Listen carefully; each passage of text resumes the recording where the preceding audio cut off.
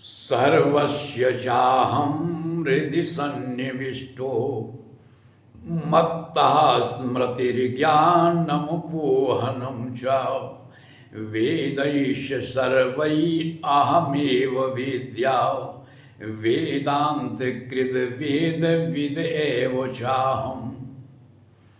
शुभ प्रभात देवियों एवं सज्जनों, कृष्ण संदेश सुधा चैनल के माध्यम से मैं धर्म प्रकाश भदौरिया गीता विश्लेषक गीता की ज्ञान गंगा में अवगाहन हेतु उपस्थित एवं मधुसूदन भगवान कृष्ण के चरणों में अगाध निष्ठा रखने वाले आप सभी प्रबुद्ध एवं विद्वान श्रोताओं का हार्दिक अभिनंदन एवं कोटि कोटि वंदन करता हूँ। पिछले वीडियो में हमने श्रीमद् भगवद गीता के अंतर्गत 7वें अध्याय की श्लोक संख्या 19 का विश्लेषण किया था, जिसमें आप लोगों ने सुना था कि मधुसूदन भगवान कृष्ण अपने सखा अर्जुन को बता रहे हैं कि देखो अर्जुन, बहुत जन्मों तक निरंतर ध्यान साधना भजन इत्यादि करते हुए जब अंतिम जन्म में साधक को ज्ञान की प्राप्ति होती है, तब वह मुझे समस्त कारणों का कारण समझते हुए मेरे शरणागत हो जाता है। तब उसे पूरा विश्वास हो जाता है कि संसार की कोई ऐसी वस्तु नहीं है जिसका संबंध वासुदेव भगवान कृष्ण से ना हो। ऐसी स्थिति में उसकी आस्था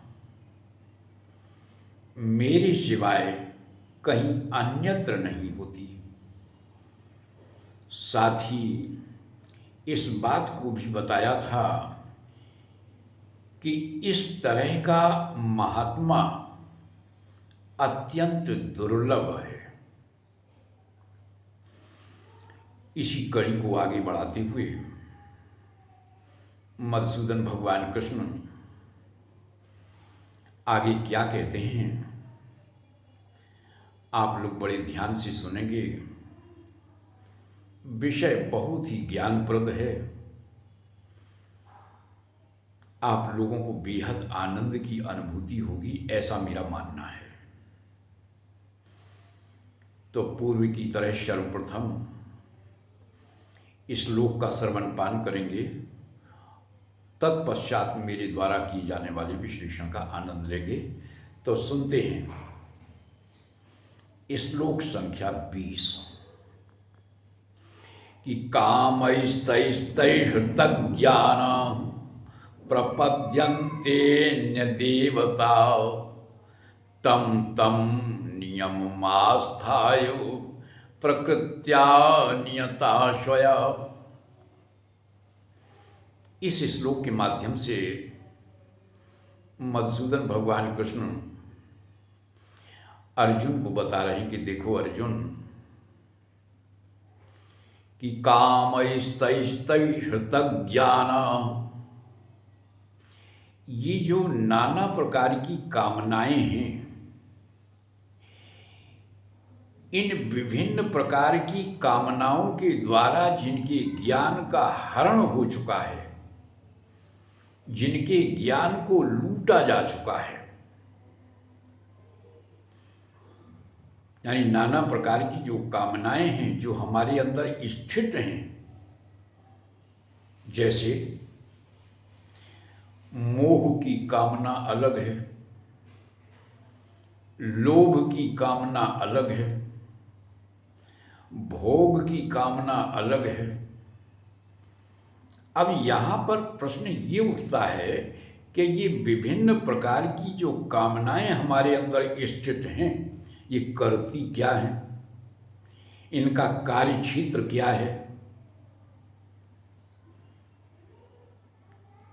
तो कहते हैं कि ये कामनाएं किसी की धन संपदा या किसी विशेष वस्तु का हरण नहीं करती,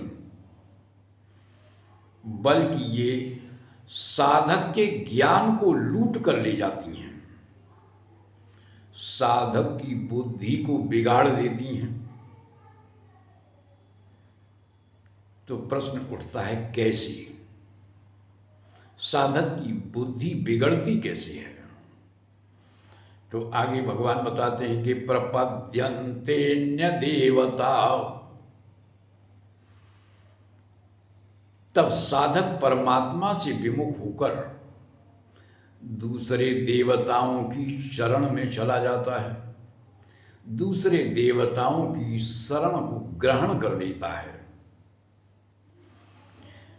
और फिर जो देवता जिस स्तर का होता है, तो कहते कि तम तम नियम आस्थायो, उनके प्रसन्न होने की, उनको प्रसन्न करने की जो जो नियम हैं, जो जो पूजा के विधान हैं, उनको प्रसन्न करने के लिए वैसा ही करता है। इस बात को ऐसी समझ लें कि जब हम किसी कार्य से किसी ऑफिस में जाते हैं, तो जब हम किसी से बात करते हैं तो उसको खुश करने के लिए उसी के स्तर से हम बात करते हैं। जैसे कोई आदेशपाल है, तो आदेशपाल से हम कोई काम कराना चाहते हैं, तो हम चाहते हैं ये खुश हो जाए। उसे हमने 50 रुपए का नोट दे दिया, खुश हो गया, उसने अपने स्तर का सारा काम कर दिया। उसके बाद जाते हैं लिपिक के पास में, हेड क्लर्क के पास में, उसका स्तर आदेशपाल से बड़ा है, तो उससे काम कराने के लिए हमने 500 रुपये निकाल के दे दिए, खुश हो गया, उसने अपने स्तर का सारा काम कर दिया। अब जाते हैं किसी अधिकारी के पास में, तो वो ऐसे खुश नहीं होगा, उसे 1000 रुपये दे दिए, वो खुश हो गया, उसने भी हमारा काम कर दिया। तो इस तरीके से साधक जब दूसरे देवताओं की शरण में चला जाता है, तो जो देवता जिस स्तर का होता है, उसकी उपासना का जो नियम होता है, उस नियम के अनुसार उसकी उपासना करता है, उसकी पूजा करता है। अंत में भगवान कह देते हैं कि प्रकृत्या नियता स्वया, यानी अपनी अपनी प्रकृति के अनुसार। जब प्रकृति की बात आती है, प्रकृति कहीं बाहर से नहीं आती, प्रकृति अभ्यास से बनती है, यह कृत्रिम होती है। जैसे जन्म जन्म से अर्जित, पूर्व संस्कारों से अर्जित जो स्वयं की प्रकृति है, वह निरंतर अभ्यास से बनती है। अब यहां पर बात यह है कि जिसकी जैसी प्रकृति, आपने ध्यान दिया होगा, बहुत से लोगों को हमने देखा कि वे किसी कार्य को जब लगातार 8-10 दिन करते हैं, अगले दिन कहने लगते हैं कि ये काम करते करते मेरी तो आदत पड़ गई। आदत का मतलब स्वभाव, प्रकृति का अर्थ क्या है? स्वभाव। तो स्वभाव कहीं बाहर से आता नहीं है, बल्कि यह अभ्यास से बनता है। तो यहां पर विशेष रूप से ध्यान देने वाली बात यह है कि जो व्यक्ति जिस तरह का होगा, उसी तरह के देवता का चयन करेगा। यदि कोई व्यक्ति तमोगुण प्रधान है, तो तामस देवता का चयन करेगा और उसकी उपासना करना प्रारंभ कर देगा। और यदि कोई रजोगुणी प्रभाव का व्यक्ति है तो राजस देवता का चयन कर उसकी उपासना प्रारंभ करेगा। और यदि सात्विक सतोगुणी प्रभाव वाला व्यक्ति है तो वह सात्विक भाव वाले देवता का चयन कर उसकी उपासना प्रारंभ कर देगा। और यदि कोई गुणातीत तो होना चाहता है, गुणों से परे जाना चाहता है,